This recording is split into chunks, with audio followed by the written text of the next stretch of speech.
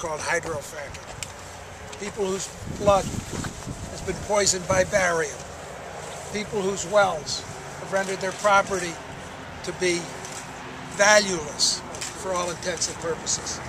People who feel that they've been trapped in their homes because they can't sell them, they can't move, and every day they subject their children to something that they don't really understand, but they know isn't the best for them. 2 days ago, when we learned of the spill in Leroy Township, I learned from a client that there were a number of people in that area who've been adversely affected, and I had the privilege of visiting one of those homes.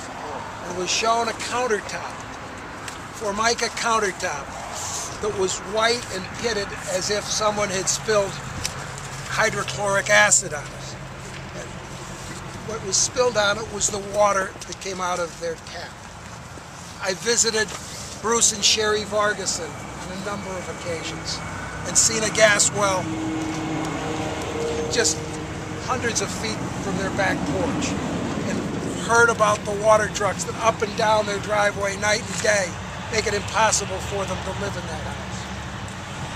I've seen 3 families, and I'm happy to report that one of them, my little daughter, just came back from AI DuPont Hospital where she had heart surgery. Her birth came in the midst of the contamination of their family well. I've spoken with people whose health conditions have gotten worse from things like Lyme's disease. People whose heart is racing because of their exposure to barium. And I decided that we need to speak out. Government is here to protect the people, and our government in Pennsylvania is not doing its job. Our governor needs to be encouraged to listen and to see and to meet the faces of fracking, to talk to these people, to see what their water looks like, and to understand the wonderful boon that is natural gas exploration in the Northeast needs to be corralled in a way that makes sense. 72 or 35 minutes for a permit isn't nearly enough to determine the impact that permit's going to have on the lives of people.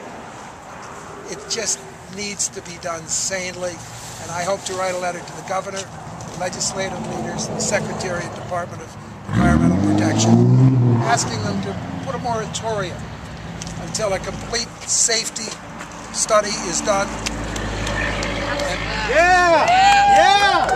Yes!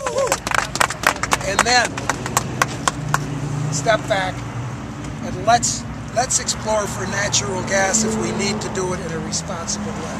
Safety has to be first, profits have to take a second place. I want to thank the county commissioner up here for what I thought was a good, strong letter to the governor, but it's just a start. I'm going to ask all of you, everybody here whose wells have been contaminated, fill a water bottle. We're going to supply them with you. And we're going to start delivering those water bottles to your state representatives and to your state senators as reminders of what you live with every day. And we're going to deliver them in Harrisburg, and we're going to deliver them if we need to in Washington. I thank you for being here, and for the members of the press that have given me the opportunity to vent, I thank you as well. Any questions? Could you speak to the litigation, Todd? Just who here is taking on who else? You know, I mean, who are the players in all this? We have presently a arbitration program begun on behalf of the people that live down on Paradise Road, the 3 families whose wells have been contaminated.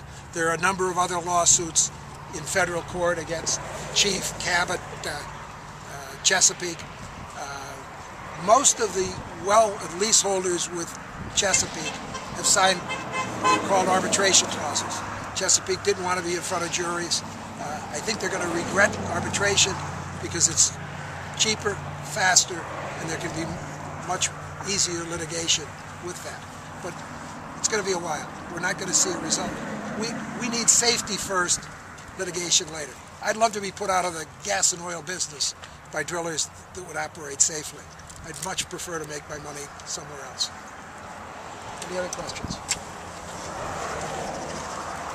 Thank you very much. Save our water!